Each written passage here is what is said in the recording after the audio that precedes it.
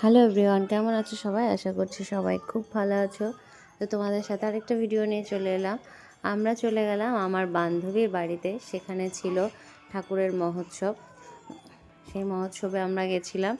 তো দেখো এখানে ঠাকুরকে সেবা দেওয়া হচ্ছে এবং ঠাকুরের আরতি করা হচ্ছে। দেখো কি সুন্দর রাধা গোবিন্দের প্রতিমা রয়েছে, আর সাথে এখানে মা কালীরও প্রতিমা রয়েছে। তো খুব সুন্দর সেই আসনটা, আমার বান্ধবীদের আসনটা সত্যিই খুব ভালো লাগে দেখলে। আমার তো খুব ভালো লাগে। তোমাদের কেমন লাগছে আমাকে অবশ্যই জানিও। তো এটা প্রত্যেক বছর ওদের বাড়িতে করা হয়ে থাকে, আর আমি প্রতি বছর যাই। এবছরও গেলাম, তো ভাবলাম তোমাদের সাথে একটু শেয়ার করি।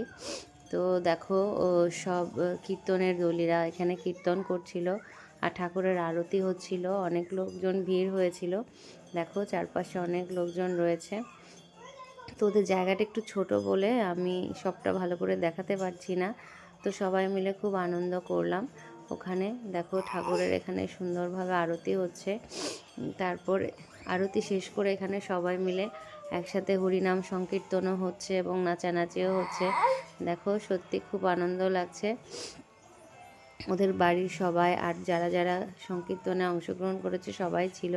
আর ওই পুচকেটা হচ্ছে আমার বান্ধবী, ছোট পুচকেটা, তাকে নিয়েও নাচছে তার পিসিমা।